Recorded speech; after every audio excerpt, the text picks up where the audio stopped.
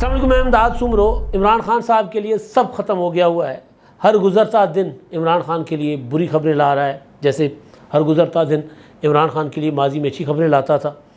سطحی خیرات تھی عمران خان صاحب کے لیے، لیکن اب کچھ بھی اچھا نہیں ہے خان صاحب کے لیے۔ خیر، کچھ بھی اچھا پاکستان کی قوم اور عوام کے لیے بھی نہیں ہے۔ عمران خان کے لیے اگر بری خبریں ہیں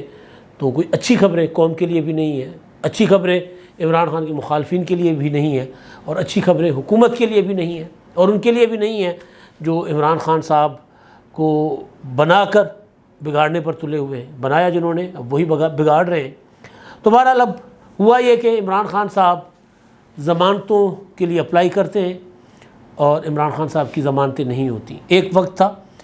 کہ خان صاحب کے لیے ضمانتیں ہی ضمانتیں ہوتی تھیں۔ ہر عدالت عمران خان صاحب کی منتظر ہوتی تھی کہ جی خان صاحب آئیں اور آپ کو ضمانت دے دیں۔ ایک تو یہ معاملہ، اور دوسرا معاملہ جسٹس قاضی فائز عیسیٰ صاحب کو چیف جسٹس بننے سے رکوانے کے لیے، یعنی رکاوٹ ڈالنے کے لیے بھی کچھ قوتیں متحرک ہو گئی ہیں، درخواستیں آ گئی ہیں جناب، درخواست آ گئی ہے کہ چیف جسٹس قاضی فائز صاحب کے خلاف کارروائی کی جائے۔ مزید جج صاحبان بھی ان میں شامل کیے گئے ہیں، لیکن جس وقت یہ درخواست سامنے آئی ہے تو اس سے صاف نظر آ رہا ہے، سمجھا جا سکتا ہے کہ یہ درخواست چیف جسٹس بننے کا جو راستہ ہے ان کا، قاضی فائز صاحب کا، وہ روکنے کے لیے درخواست آئی ہے۔ پہلے میرا خیال ہے اسی پر بات کرتے ہیں، اس کے بعد پھر باقی معاملات، ضمانتیں ہیں، اور مطلب جو کچھ عمران خان صاحب کے ساتھ ہو رہا ہے اور جو قوم کے ساتھ ہونے جا رہا ہے وہ بھی۔ اچھا، اب کوئی ہاشم صابر راجہ صاحب ہیں، سعید چودھری صاحب ہمارے استاد ہیں، ان کو اچھے طریقے سے جانتے ہیں، وہ ان کا بتاتے ہیں کہ وہ کس طرح کے ایک انسان ہیں۔ بہرحال اس پر ہم نہیں جاتے۔ انہوں نے کوئی سپریم جوڈیشل کونسل میں ایک درخواست موو کی ہے، جس میں انہوں نے جسٹس قاضی فائز عیسیٰ، جسٹس مزار علی اکبر نقوی صاحب سپریم کورٹ کے جج، جسٹس امین الدین خان صاحب سپریم کورٹ کے جج، لاہور ہائی کورٹ کے چیف جسٹس امیر محمد بھٹی، اور علی ضیاء باجوہ، جسٹس علی ضیاء باجوہ صاحب، ان کے خلاف انہوں نے ایک درخواست دائر کی ہے اور کہا ہے کہ ان کے خلاف سپریم جوڈیشل کونسل جو ہے وہ کارروائی کرے، اور ان کے اوپر الگ الگ الزامات ہیں۔ چیف جسٹس بننے والے چیف جسٹس قاضی فائز صاحب، 1-2 دن کی دوری ہے بیچ میں، ان کے اوپر الزام یہ ہے کہ جی انہوں نے وہ جو ان کے خاندان کے اثاثے تھے ان کو وہ ثابت نہیں کر سکے کہ وہ انہوں نے کہاں سے بنائے۔ یہ وہی بالکل مدعا ہے، یہ وہی معاملہ ہے جو شہزاد اکبر صاحب دور کی کوڑی لائے تھے۔ ان کا جو ایسٹ ریکوری یونٹ تھا عمران خان صاحب کے دور میں، جسٹس قاضی فائز صاحب نے جب وہ فیصلہ دیا تھا فیض آباد دھرنے والا، تو اس کا ان کو سبق سکھانے کے لیے جنرل فیض حمید کے ساتھ مل کر بقول حامد میر کہ جب ان کو پتہ چلا تھا کہ جسٹس قاضی فائز کے خلاف حکومت کچھ کرنے جا رہی ہے، ریفرنس وغیرہ دائر کرنے جا رہی ہے، تو انہوں نے ایک آرٹیکل لکھا۔ پھر عمران خان نے ان کو بلایا اور خان صاحب نے کہا کہ وہ ایسا کچھ نہیں کرنے جا رہے، لیکن پھر اگلے دن ہی ریفرنس آ گیا اور وزیر اعظم نے ریفرنس موو کیا، اور صدر صاحب نے وہ ریفرنس سپریم جوڈیشل کونسل کو بھیج دیا، اور ریفرنس پر کارروائی بھی شروع ہو گئی۔ 8 جج صاحبان کے خلاف جو موجودہ چیف جسٹس اور دیگر ان کے جو اپنا ہم خیال جج صاحبان تصور کیے جاتے تھے یا جاتے ہیں، ان کے خلاف پاکستان بار کونسل، مختلف بار ایسوسیشنز، مختلف بار کونسلز اور مسلم لیگ نون کی جو لائر ونگ ہے، انہوں نے ریفرنسز دائر کر رکھے ہوئے ہیں۔ کوئی اس پر کوئی اجلاس ہی نہیں ہوا، ان ریفرنسز کو ریفرنسز سمجھا ہی نہیں گیا۔ لیکن ایک وقت تھا کہ قاضی فائز صاحب کے خلاف ایک ریفرنس، ظاہر ہے وہ وزیر اعظم کا موو کرتا تھا، اس کے اوپر آنن فانن کارروائیاں شروع ہو گئی تھیں۔ پھر اس میں کہا گیا کہ جناب وہ FBR تحقیقات کرے کہ ان کی اولاد نے، ان کی اہلیہ نے پراپرٹیز کہاں سے بنائی اور ٹیکسز وغیرہ کا حساب کتاب۔ تو بہرحال تو بالکل وہی الزام لگا کر دوبارہ ان کے خلاف سپریم جوڈیشل کونسل میں ایک درخواست آئی کہ جی وہ ثابت نہیں کر پائے۔ مزار علی اکبر نقوی کے اوپر الزام ہے کہ جی انہوں نے اپنا اثر رسوخ استعمال کر کے جیم خانہ میں ممبرشپ لی۔ اسی طرح دیگر جج صاحبان کے اوپر الگ الگ الزامات ہیں۔ اچھا، اب یہ جیسے میں نے گزارش کی کہ یہ ایسے نہیں ہے کہ کوئی کسی وکیل کو اچانک خیال آ گیا ہوگا۔ جسٹس قاضی فائز صاحب کی جو شہرت ہے وہ یہ ہے کہ جی ان سے کوئی خوش نہیں ہوتا، کوئی سیاسی پارٹی ان سے خوش نہیں ہے، کیونکہ جج سے اگر لوگ خوش ہونے لگ جائیں، سوائے مظلوم لوگوں کے، سوائے عام عوام کے، اگر طاقتور طبقات، چاہے وہ کوئی پولیٹیکل پارٹی ہے جو اقتدار میں آتی ہے، پولیٹیکل پارٹیز تو بہت سی ہیں، بہت سی ایسی ہیں جو بیچاری بہت مظلوم ہیں، بہت سی ایسی ہیں جو طاقتور ہیں، تو جو اقتدار میں آنے والی پولیٹیکل پارٹیز جس جج سے خوش ہو وہ جج پھر جج نہیں ہے۔ جس طرح عمر عطا بندیال سے عمران خان خوش رہے، اب آگے خوش نہیں ہوں گے، اب ان کے خلاف عمران خان کو اگر موقع ملے گا تو سب سے زیادہ عمران خان صاحب اپنے جو الفاظ وہ جو استعمال کرتے ہیں نا دوسرے طرح کے الفاظ، وہ عمر عطا بندیال اینڈ کمپنی کے لیے ہوں گے ان کے، عمران خان صاحب کی زبان پر۔ تو بہرحال نہ پھر ان سے اسٹیبلشمنٹ خوش قاضی فائز صاحب سے، اگر اسٹیبلشمنٹ کسی جج سے خوش تو اس کا مطلب ہے کہ وہ جج صاحب جو ہیں کہیں نہ کہیں گڑبڑ کر رہے ہیں۔ تو بہرحال قاضی صاحب کے خلاف یہ جو پٹیشن ہے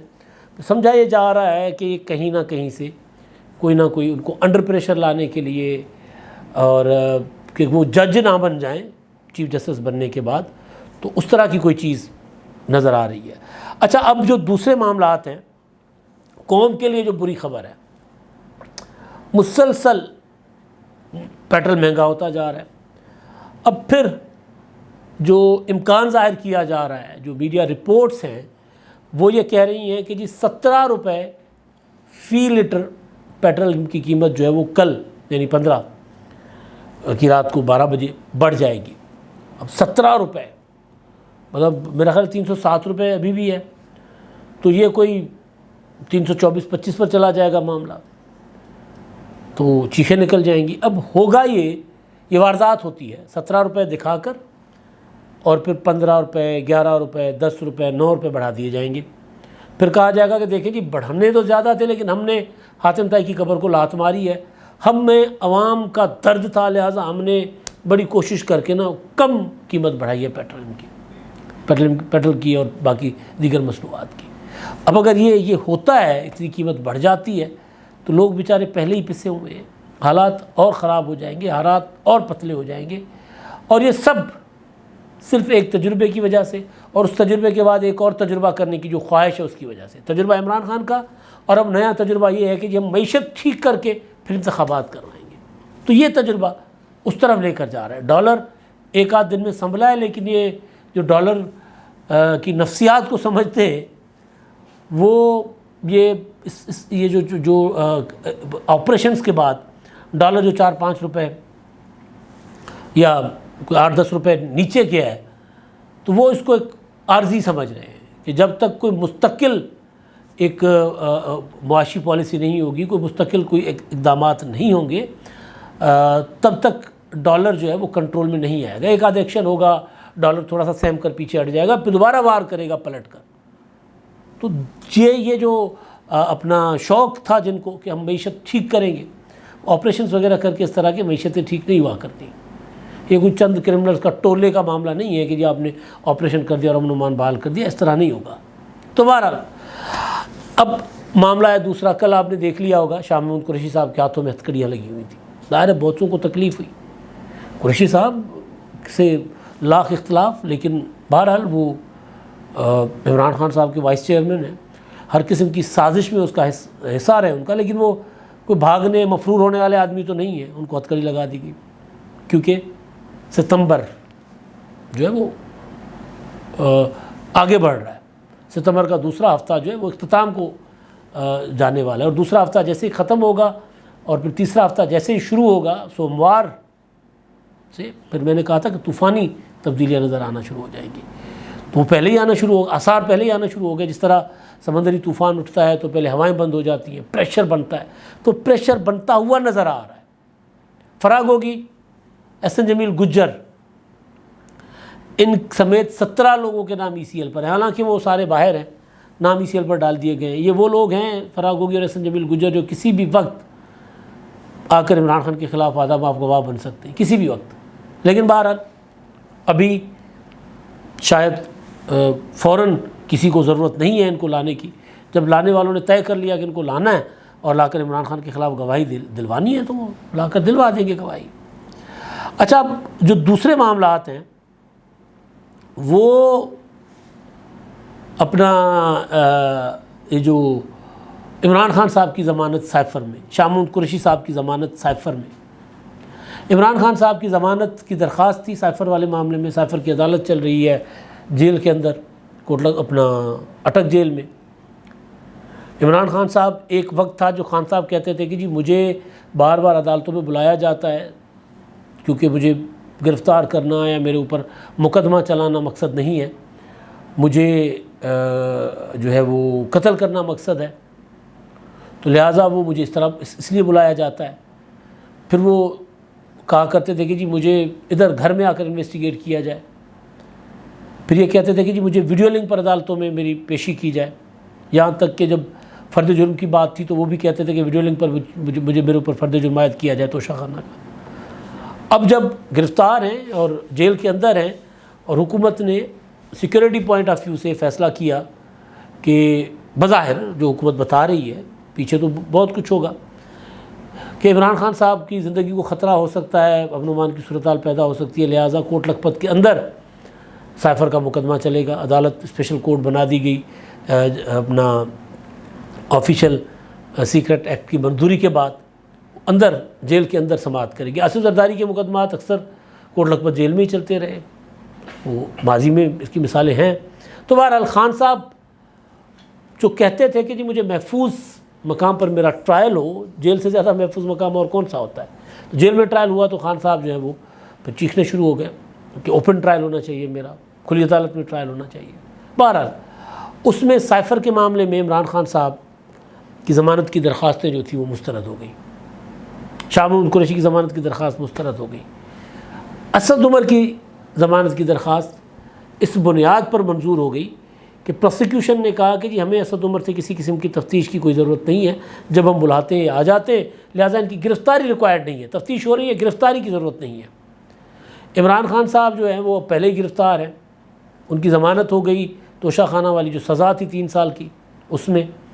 سزا معطل ہو گئی، لیکن ان کو رہا نہیں کرنا تھا، لہٰذا سائفر میں بھی گرفتار کیا گیا۔ 9 مئی کے مقدمات بھی تیار ہیں، اور کل پرسوں ہی ایک تفتیش سامنے آئی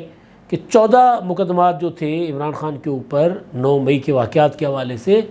ان میں سے 10 میں عمران خان صاحب جو ہیں وہ قصوروار ہیں پولیس اور JIT کی انویسٹیگیشن کے مطابق، 10 میں۔ ظاہر ہے وہ ایک ایسے اسٹیج پر یہ مقدمات اور اس طرح کی چیزیں سامنے لائی جاتی ہیں جب نظر آ رہا ہوتا ہے یا امکان ہوتا ہے کہ خان صاحب جس مقدمے میں پہلے اندر ہیں، جیل میں گرفتار ہیں، اس مقدمے میں ضمانت نہ ہو جائے، لہذا امکانات ختم کر دیے جائیں عمران خان صاحب کی رہائی کے، کسی بھی معمولی سے امکانات بھی ہوں تو وہ نہ ہوں اور پھر وہ رہا نہ ہو سکے۔ تو ظاہر ہے اب گڈ ٹو سی یو کہنے والے تو جا رہے ہیں اور اپنی عزت بچا کر جا رہے ہیں۔ انہوں نے کہا تھا اپنی فیملی میں ہاتھ جوڑ کر چیف جسٹس صاحب نے کہ اب مجھے باعزت طریقے سے ریٹائر ہونے دیں۔ تو عمران خان صاحب کو کے اوپر وہ ایک تنکا نہیں برداشت کرتے تھے، اتنی محبت تھی عمران خان صاحب کے ساتھ۔ ایک وقت وہ تھا، ایک وقت یہ ہے کہ عمران خان صاحب کہتے ہیں کہ مجھے جیل میں سہولتیں نہیں ہیں، سرکاری رپورٹ پر اتفاق کر لیتے ہیں، کہتے ہیں جی ٹھیک ہے سرکار جو کہہ رہی ہے ٹھیک کہہ رہی ہے عمران خان صاحب کو جو اپنا سہولتوں کے متعلق۔ عمران خان صاحب کی اہلیہ بشرا بی چیخ رہی ہوتی ہے کہ نہیں عمران خان صاحب کو سہولتیں دستیاب، تو وہ اس پر آنکھیں بند کر لیتے ہیں کیونکہ خود باعزت طریقے سے ریٹائر ہونا چاہ رہے تھے۔ ریٹائرمنٹ تو باعزت ہو جائے گی، اس کے بعد عزت ملتی ہے نہیں ملتی، خود کہا تھا پرسوں ایک تقریب میں کہ میرے مولا مجھ سے اچھے فیصلے کروا، ہمت دے کہ میں اچھے فیصلے کر سکوں اور تاکہ لوگ مجھے اچھے الفاظ میں یاد کریں، لیکن کیسے کریں گے؟ ابھی دیکھیں آخری جھٹکا چیف جسٹس صاحب کو آیا ہے، ریفرنس تھا چیف جسٹس کے اعزاز میں اور فل کورٹ ریفرنس ہوتا ہے، یہ شایان شان ہوتا ہے بھائی چیف جسٹس کا، جو عزت کے ساتھ رخصت ہوتے ہیں چیف جسٹس ان کو ان کے اعزاز میں یہ ریفرنسز دیے جاتے ہیں۔ انہوں نے خود جانے سے انکار کر دیا کہ میں نہیں جاؤں گا۔ تو پھر کل ان کے اعزاز میں سپریم کورٹ بار ایسوسی ایشن کا ایک الوداعی تقریب تھی، ریسیپشن تھا، تو اس میں چیف جسٹس صاحب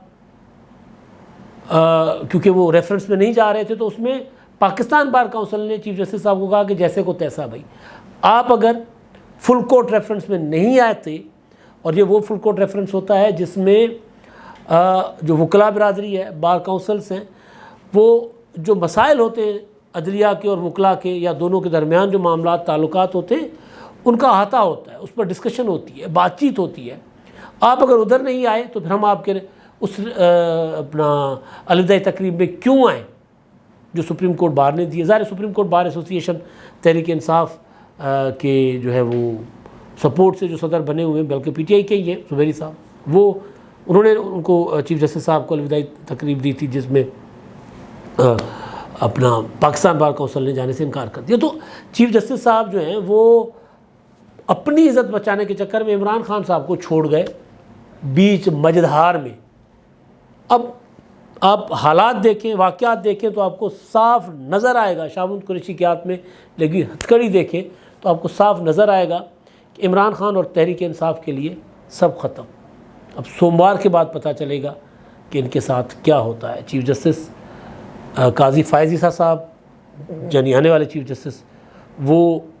ان کو آئین اور قانون کے مطابق اگر معاملات کو چلائیں گے تب بھی عمران خان صاحب کا بچنا مشکل ہے۔ وہ جو سب ختم والی بات ہے نا، وہ مجھے ہوتی ہوئی نظر آ رہی ہے۔ اب دیکھیں کیا ہوتا ہے۔ اب تک کے لیے اتنا ہی، اللہ حافظ۔